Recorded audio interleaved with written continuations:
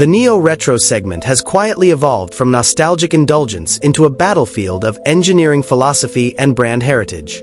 Two machines now stand at the heart of this movement. Kawasaki's returning legend, the 2026 Z900RS, and Triumph's ambitious newcomer, the Trident 800. One clings proudly to tradition.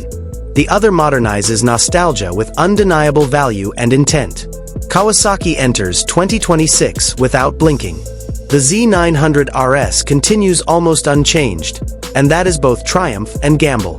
In a market obsessed with screens, apps, and futuristic silhouettes, Kawasaki still believes in chrome-like metalwork, twin analog clocks, and a riding experience anchored in feel rather than digital mediation.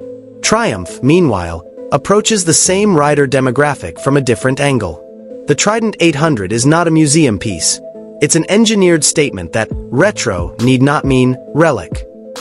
The bike replaces the Sharp Street 77765R with something more approachable, stylish, and arguably more universal.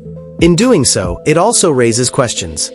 Is Triumph diluting its sporting DNA, or widening its reach?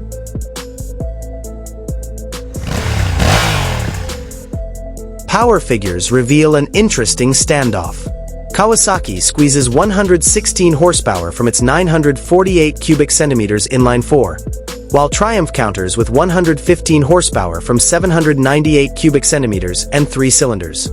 On paper, nearly identical. In practice, worlds apart. The Kawasaki revs with old-school smoothness, while the Triumph crackles with triple-tone attitude and modern throttle response modes. The Z900RS's torque remains near 98 Nm, delivered with classic, syrupy mid-range, but moved slightly higher in the revs for 2026.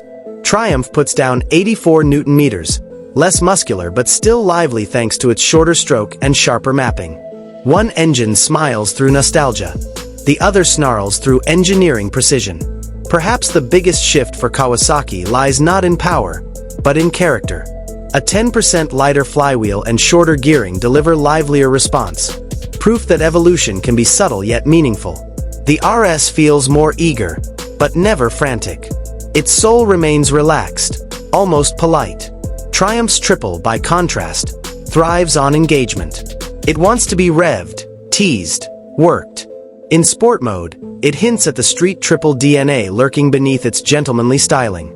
Yet riders can comment with road or rain modes, something Kawasaki simply does not offer. On the tech front, Triumph plays the aggressor. Lean-sensitive traction control and ABS, a full TFT, quick shifter with auto blip, cruise control, all standard under €10,000. It's a value bomb with British refinement, not desperation. Kawasaki responds with dignity.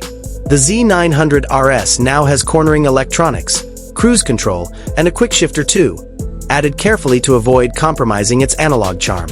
The twin gauges remain, a defiant gesture in an LED world. The message: modernization is acceptable, but heritage must lead. Yet accessories tell another story. Heated grips, center stand, low seat, and USB port options show Kawasaki acknowledging the modern commuter and tourer. Suspension and chassis show where priorities diverge. Kawasaki's chassis philosophy remains unchanged, focusing on neutral handling and stability. The SE variant's Öhlins shock and Brembo brakes prove Kawasaki knows how to refine without redesigning.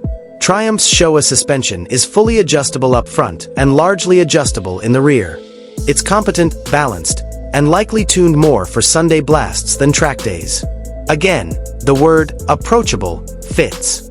Weight is another battleground. Triumph sits at 198 kilograms wet. Kawasaki at 216 kilograms. Weight does not define charm, but physics does not negotiate. The Trident feels readier to dance. The Z900RS prefers sweeping movements, not frantic flicks. Aesthetically, Kawasaki's timeless silhouette and candy tone paint still stun. It remains one of the most beautiful motorcycles sold today. Retro not as fashion, but as reverence. Triumph's styling is bolder, modern classic rather than classic modern. It will age well, but not as iconically. Instruments illustrate philosophy again. Kawasaki keeps dials. Triumph uses a compact TFT with app connectivity. The RS rider glances. The Trident rider interacts. One bike is a time machine. The other is a tablet wearing a tweed jacket. And then there is price. Kawasaki commands premium respect at around €13,670 for the base RS and €15,170 for the SE. Triumph arrives swinging at €9,695. One charges for heritage. The other disrupts with value. So, which bike wins? That depends entirely on what one believes the Neo-Retro class should be. Kawasaki thinks it's about preserving emotion through restraint and craftsmanship. Triumph believes it's about delivering style without sacrificing technology or affordability. Ride them back to back and the contrast deepens.